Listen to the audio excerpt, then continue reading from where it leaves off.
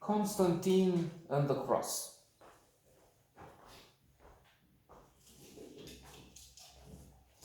This is an old film and not one of the classics. Quite obscure. So chances are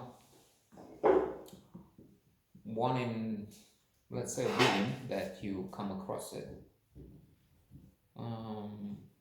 Because again, this is now no Gone with the Wind, no Spartacus, no classic, Some Like It Hot, no, none of that. It's neither a B movie, I would say.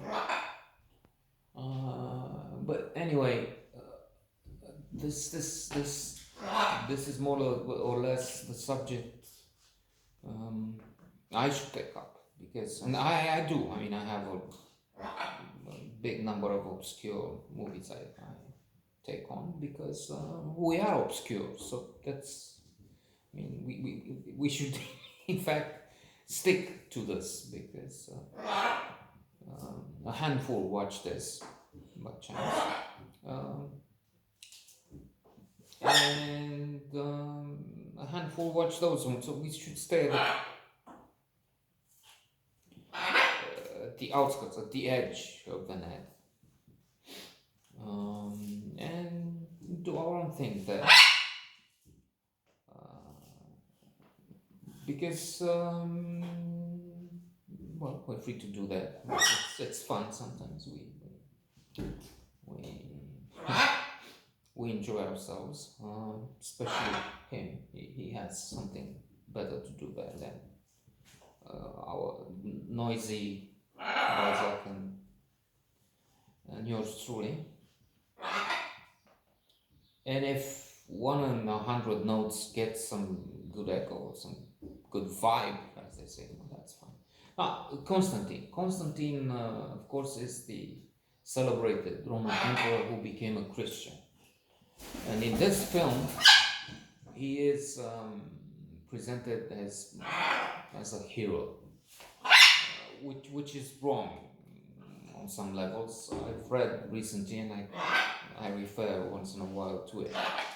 The Daughter of Time, Josephine Fate, listed by the British Crime Writers Association, or whatever the name is, and the American counterpart, American Mystery Writers, as one of the best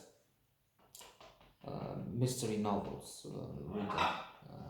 It's in the top, not just in the top 100, but in America it is number 4 maybe, and in UK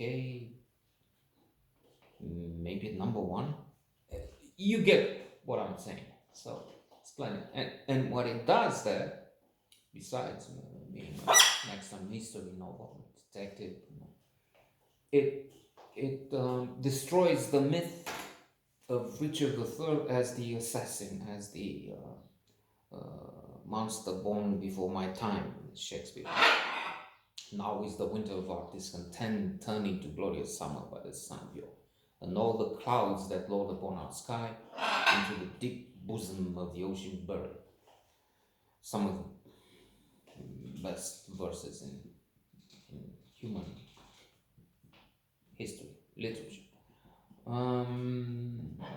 No, he was more of a hero. And with that, we learn that other Boston Massacre wasn't really a massacre, and so on. So that quite a few things in history that we accept as true. 75, 70 million. I'm taking 5 million out because 5 maybe are just mental patients, for real. The others are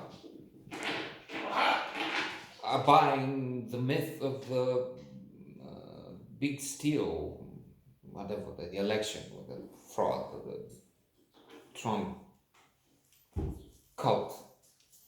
Now with Constantine, he was not really, as far as I know, I may be wrong, so at least if I'm buying this story and it's not 100% true. I'm not fanatic as I say these people are. Oh, the election was stolen.